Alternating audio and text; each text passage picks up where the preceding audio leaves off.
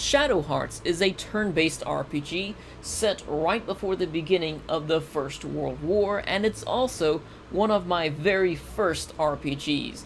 Now, my first time around with this game, I was troubled by this because I was very inexperienced and I wasn't equipped to appreciate all that the gameplay had to offer here, and my mindset at the time was a bit different, and because I was being troubled by the game, I cheated on it, and ever since then I was unhappy with the way that I beat the game and also my experience with it. So over the past few weeks, I revisited this game and found a whole new appreciation for it and the depths of its gameplay.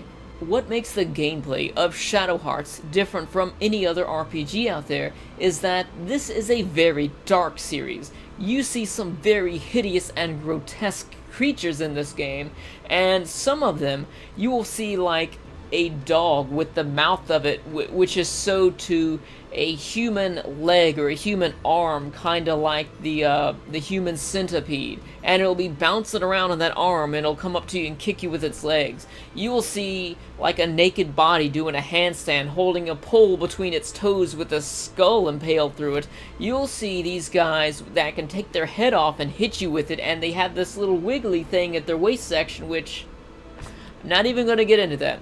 But the creatures here are grotesque, and aside from the very dark art style of this game, which I really liked, the gameplay itself was enjoyable because of the combat system here.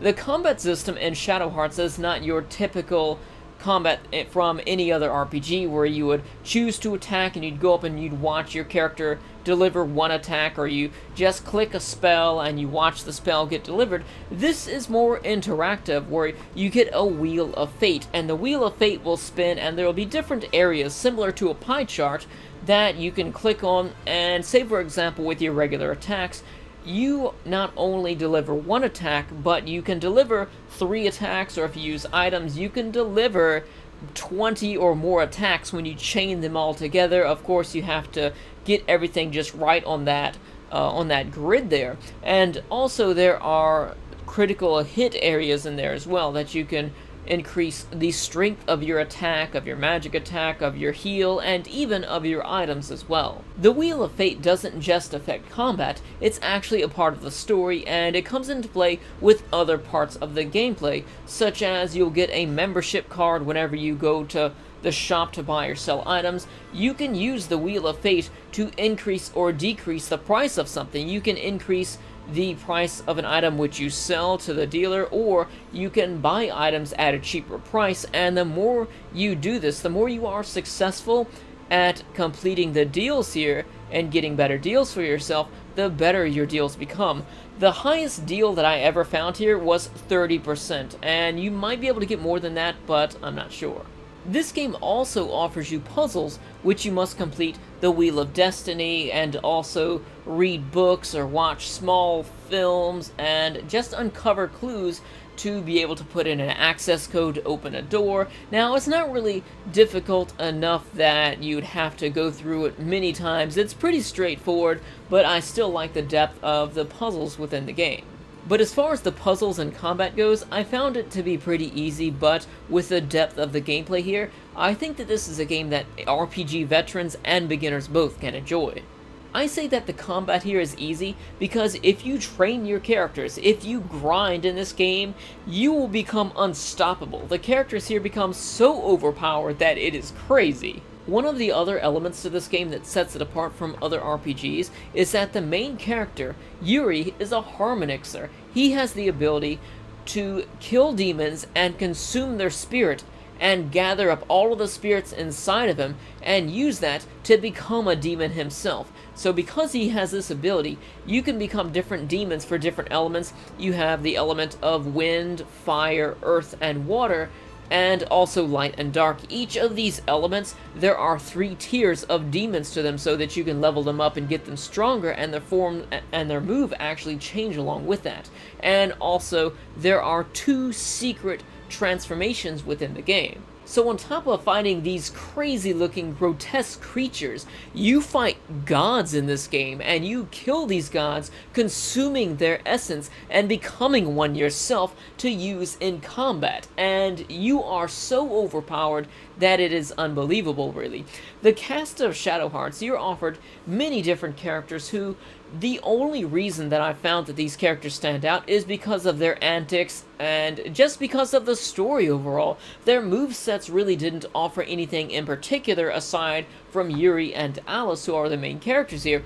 All of the other side characters here, their movesets really don't offer anything, which makes you want to have them on your team. It's more like, well, I've used this character more than another character, so I want to keep this character with me, and usually that's your mindset for playing with people, because for the most part, everyone in this game, they have their AoE attacks, they have their healing attacks. I think everyone in the game but 2 people can heal. I could be wrong about that, but they all have their single opponent attacks and their AoE attacks, which attack everything on the board, and you'll find that a lot within not only the characters that you play, but against the enemies you fight against as well, is that a lot of enemies here will have AoE attacks that hit everyone on the board, so healing becomes a real issue.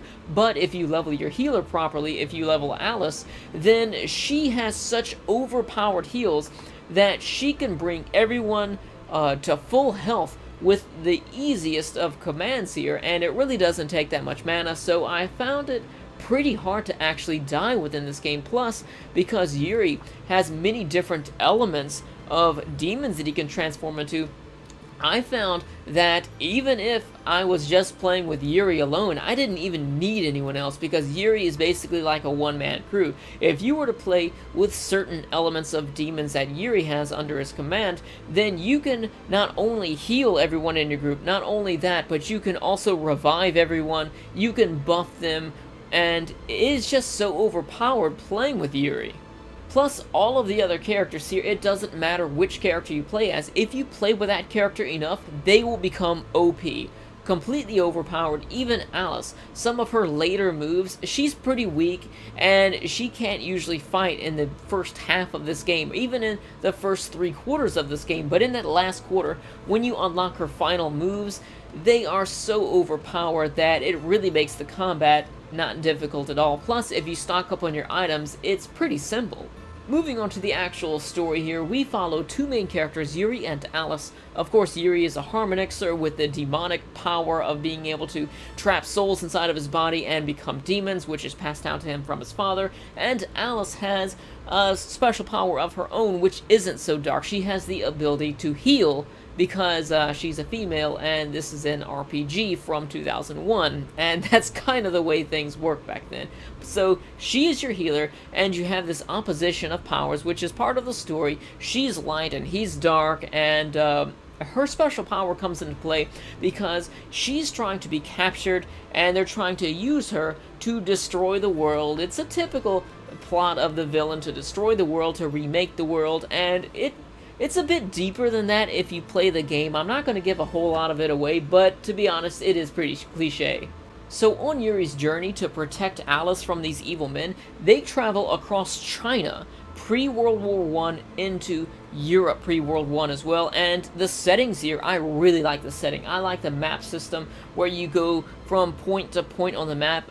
My preference in this type of RPG is to actually be able to walk or drive a car around like old Final Fantasy style. I would prefer that, but I like being able to choose where you go, because some RPGs don't allow you to choose this. Now, one thing that I liked about traveling across the world here is that whenever you're in one continent, you can go to the places that you've already been to, and because you've progressed in the story, these places have changed. You can go to buildings that were closed before, and they'll have a purpose now. You can go to people that wouldn't talk to you before, and they will talk to you now. You can go back and unlock more things, and do side quests, and unlock, just find bonus amounts of gold or items, or find mini-games in these places that you go back to. The only thing about that that I didn't really care for was that once you're moving on into Europe, you can't go back into China. I always wanted to go back and see what changed with the world, but you just can't do it. So as you travel through China and Europe,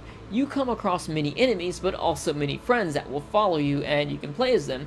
And one thing that I liked was each time you go to a different place on the map, it's basically like you're doing a different quest. You've got to help out different people. You still have your main overall goal, but you have other quests that are in your way. Now, even though you have multiple quests here, it's like 90% linear. Any non-linear quest in this game is going to be something that's a bonus for the most part, or it's a secret mission or a side mission or something. And the major quests in this game, they are all linear and you must go through them all to get to the next one, but I kind of liked it. Shadow Hearts offers 6 characters that you can add to your team. Of course, Yuri and Alice.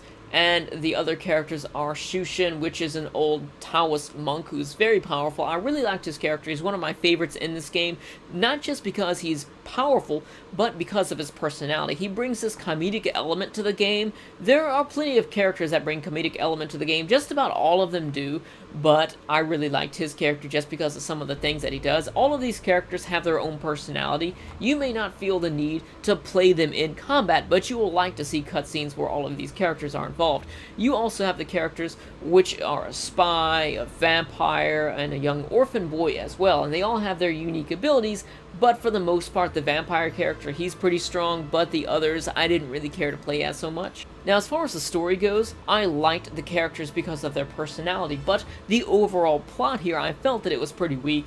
Very cliche, because you've got some baddies that want to take a girl and conquer the world. It's, you know, nothing really that special.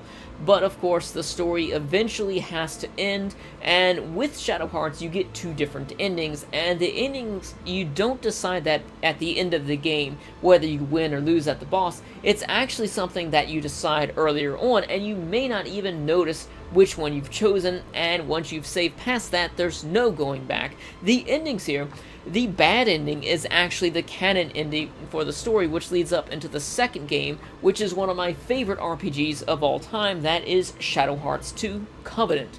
Now, the good ending, I like the good ending as well. That was the ending that I originally seen my first time around playing this game. And while we're on the topic of sequels, here we have Shadow Hearts 2, which is a direct sequel, and aside from this, we have Shadow Hearts from the New World, which I have not played that game, but from what I've seen of it, it doesn't look to have anything to do with this, even though I hear some people say that it kinda does, that I have to play it. I plan on playing it sometime, but for the most part, I don't think that it's really connected. And also, there's another game that I didn't know even existed. There's actually a spiritual prequel, if you will, to the Shadow Hearts series on the PS1 by the name of Kodelka, which actually comes into play into this series. You don't need to play Kodelka to enjoy Shadow Hearts or the first Shadow Hearts game, but if you played it, you would definitely appreciate this game because of the character Kodelka is actually involved in the story, and I'm not going to say in what way. It's not like they just added her for any arbitrary reason.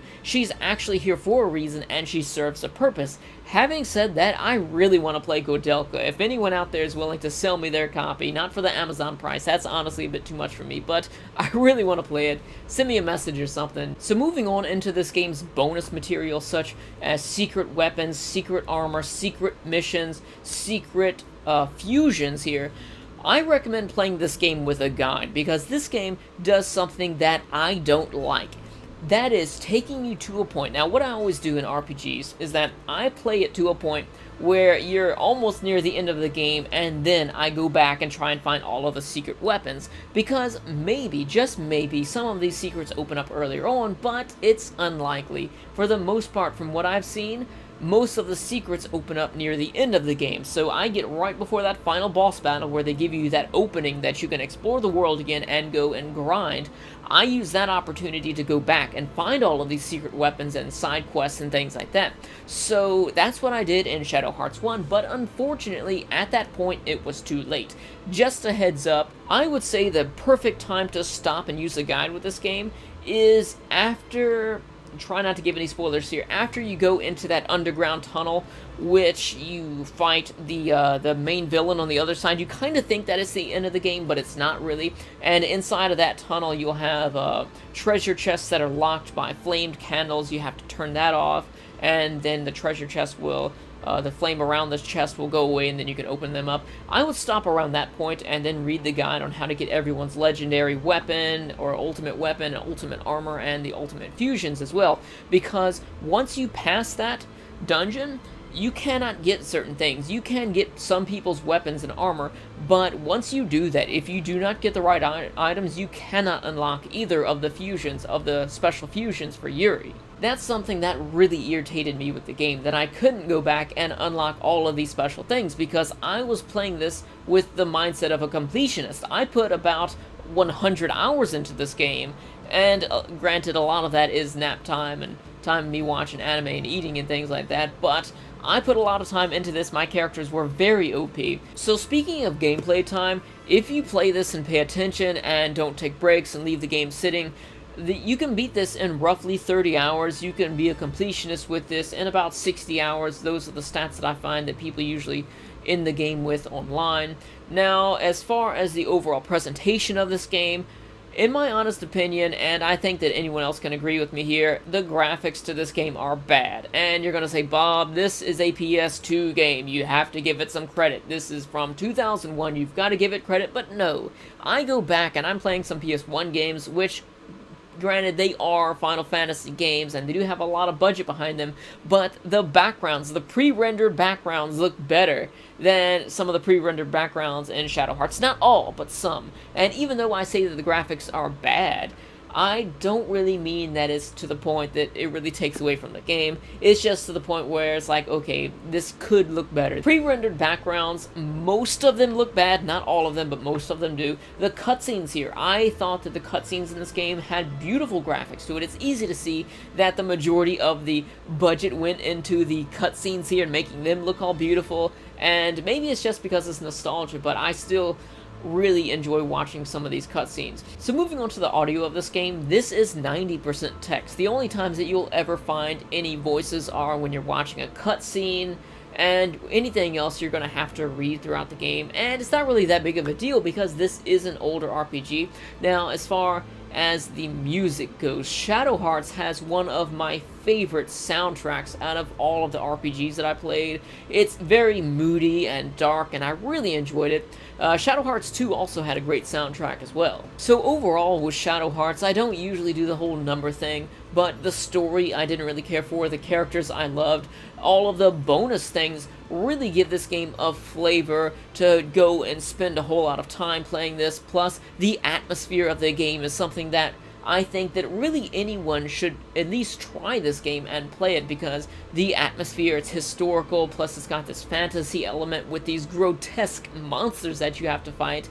It's really a whole lot of fun to play. So trying not to let my nostalgia get to me with this, I would say that this game is about a 7.5, which is a pretty good game, and it also leads up to my third favorite RPG of all time, which is Shadow Hearts 2, which has much in-depth gameplay to it. You can play Shadow Hearts 2 as the first game, but I really don't think you would have an appreciation for the story and the character and everything that he's been through in this second game. So anyways, if you've played Shadow Hearts, or if you've played Kodelka, or any of the games in the Shadow Heart franchise, then let me know your thoughts about it in the comments section below. Thank you for watching, and I'll see you later.